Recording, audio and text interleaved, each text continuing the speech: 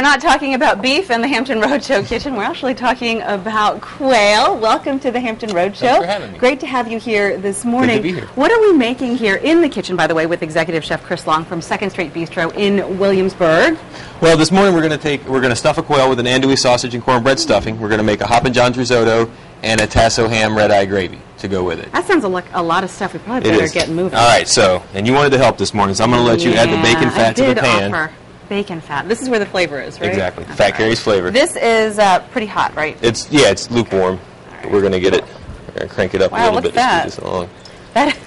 That's already sizzling. Okay. Oh, we've only got 3 minutes. Good stuff. All right, so now we're going to add some onions, some celery. Some nice fresh ingredients, other than the bacon fat, right? It is fresh. Yeah, okay. So some chopped garlic. Okay.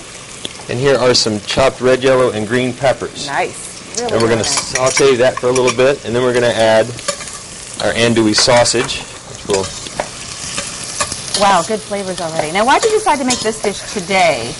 Of all days, on the days we're talking about Taco Bell, right? Well, because it's not beef. That's right. For one, it is all quail.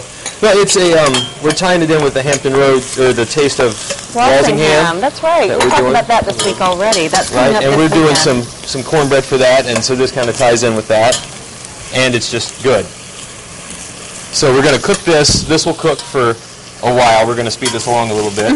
And at this point, we're going to add our fresh herbs. We've got some fresh rosemary. Really good. Yeah. Fresh chives, and some fresh thyme. Oh, sorry. No worries. Now, I know you're speeding this up in the interest of time for our segments, but how much time would you allot? Probably about 10 minutes. You want to kind of sweat everything over a medium flame till the vegetables start to lose some of their color, turn a little translucent. You'll also notice some more moisture in the pan at that point. And that moisture is actually what the cornbread is going to soak up.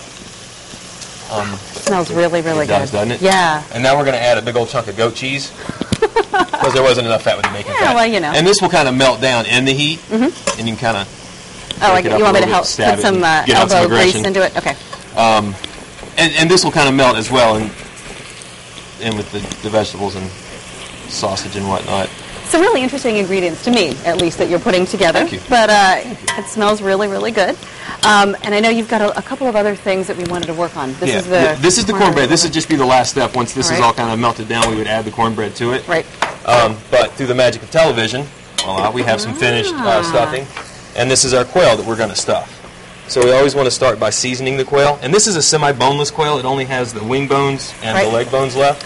I'm not gonna lie. I don't know much about quail, so I mean, do you get it at the store like that? You can probably find it at like Fresh Market or a gourmet grocer. Gotcha. And it probably be frozen. It'll probably be frozen. Okay. Because again, there's not a high demand for quail. So a couple of little maybe notes. There will be. After maybe so.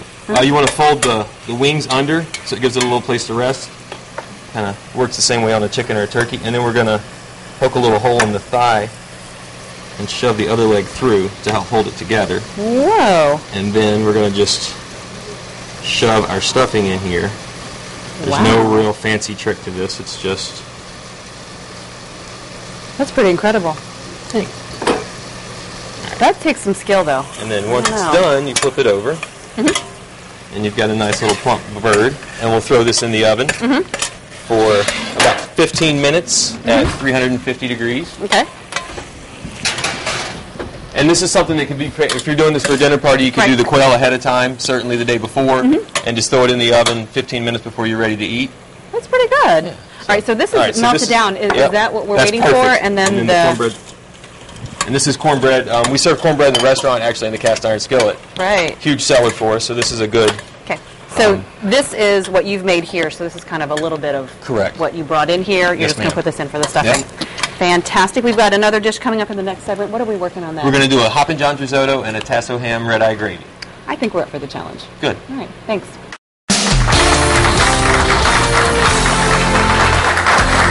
In the kitchen with Executive Chef Chris Long, making stuffed quail from 2nd Street Bistro in Williamsburg. Our quail is in the oven. Doing okay, I know. And you've got more bacon fat here in the pan. Don't tell your doctor, bacon I love bacon fat. Fat carries flavor, and it doesn't get much better than bacon fat. So we're going to start out with a Hoppin John's risotto. We base that with some Smithfield country ham. Wait, say that again? What kind of? Hoppin John's risotto. Okay. Hoppin John's a Charleston dish. It's black-eyed peas stewed with peppers and country ham. Oh, okay. We're kind of doing a take on that and making some risotto out of it. Oh, I like that. So we're going to start with some Smithfield ham, and we're going to cut really thin chiffonades. This is the salt-cured country ham you get at the diner. Chiffonade's a term that basically means little ribbons. We'll take these after they're chopped, and we'll cook them in the bacon fat over medium heat till they get good and crispy, like this. Then we're going to pull them out. At that point, we've got the flavored bacon fat. We're going to add some onions, some chopped garlic, all right, and some diced celery. And the peppers. I forgot the peppers. All right, and we're going to saute these, sweat these guys kind of like we did for the stuffing. The stuffing. So similar ingredients. So you're kind of carrying the flavors. It is. The peppers, onions, and celery are actually called the Holy Trinity in Louisiana style cooking, Cajun and heard Creole. that before. Similar to mirepoix for French cooking or any traditionalist out there.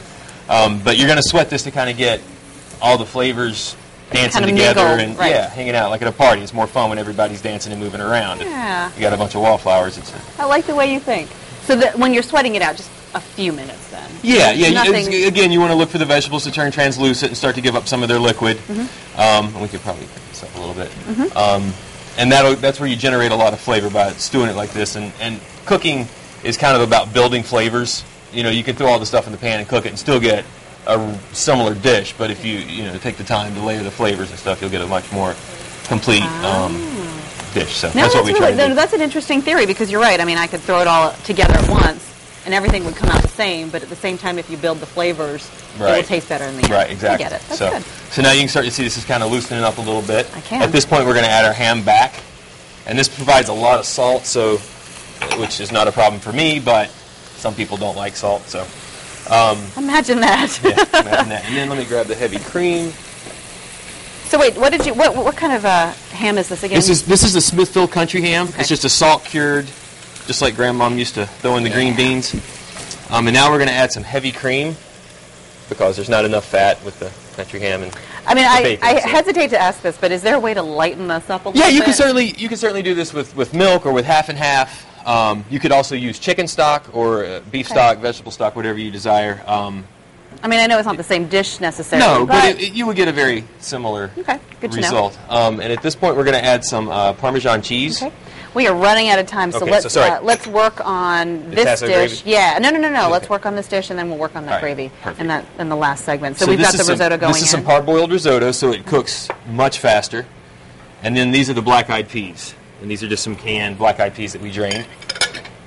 And that'll all cook together. The Parmesan cheese will start to melt, and it's really smelling wonderful, looking great. So this will cook down. Correct. And then in the last segment, we're working on. We're going to make a tasso ham Redeye gravy. We're keeping you busy. All right, we'll talk about that all together coming up. Thanks, Chris. Thanks. We are back in the kitchen with Executive Chef Chris Long from 2nd Street Bistro, and joined now by owner Mickey Chauhan.